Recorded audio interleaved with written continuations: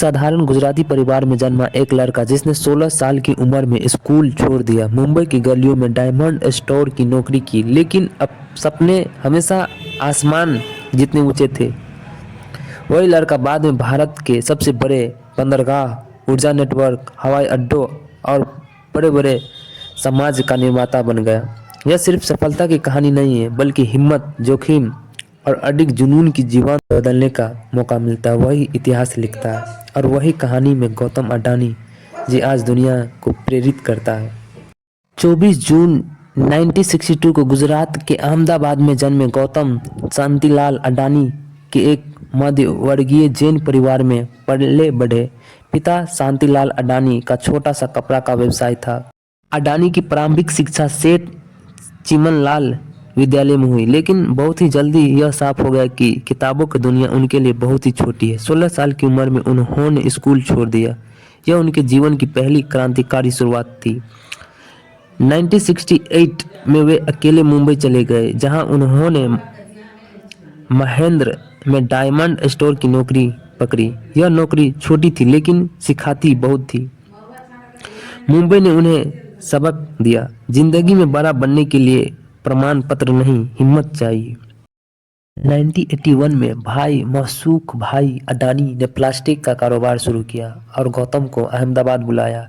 यहीं से इनकी असली व्यावसायिक यात्रा शुरू हुई। उन्होंने न सिर्फ बिजनेस संभाला बल्कि उसे ग्लोबल ट्रेंड की तरफ मोड़ दिया। पीवीसी के आयात से उन्होंने भारत के प्लास्टिक उद्योग की सप्लाई चीन से की। और फिर आया साल 1988 जिसमें उन्होंने अपनी पहली बड़ी कंपनी अडानी एक्सपोर्ट, आज की अडानी एंटरप्राइज की स्थापना की। ये कंपनी आगे चलकर अडानी समूह नाभिकीय केंद्र बनी। 1991 में भारत की आर्थिक उदारीकरण हुआ और यहीं से शुरू हुई अडानी की असली। सरकारी नियंत्रण कम हुए, निजी कंपनियों के लिए अवसर बने। गौतम अडानी ने इस बदलाव को अवसर की तरह पकड़ा और तेजी से आयात निर्यात, ऊर्जा, धातु व्यापार जैसे क्षेत्रों में विस्तार किया। लेकिन असली ट्रेंडिंग आया 1995 में, जब उन्होंने गुजरात सरकार से मुद्रा पोर्ट की विकसित करने का अवसर मिला। आज मुद्रा भारत की सबसे बड़ा निजी पोर्ट और अडानी साम्राज्य की सबसे बड़ा। अडानी ने साबित किया कि बंदरगाह सिर्फ व्यापार के लिए नहीं बल्कि देश की आर्थिक गति। इस दौरान अडानी ने एक ट्रेंड से हटकर किंग बनने की यात्रा शुरू की। 2000 में उन्होंने अडानी पावर की शुरुआत की, जो कुछ ही वर्ष में सबसे बड़ी निजी पावर कंपनी में शामिल हो गई। उनका उद्देश्य साफ था, भारत का विश्वास तभी होगा जब ऊर्जा, बंदरगाह, परिवहन और मजबूत होगा। 15 वर्षों में उन्होंने अपना साम्राज्य उन क्षेत्रों में फैलाया। इनकी राजनीतिक नज़दीकियों पर सवाल भी उठाते रहे, विशेषकर गुजरात के मुख्यमंत्री, बाद में प्रधानमंत्री नरेंद्र मोदी से संबंध बनाए। कुछ लोग कहते हैं इसे राष्ट्र निर्माण की साझेदारी कहते थे कुछ, लेकिन विवादों के बीच भी अडानी आगे बढ़ते गए।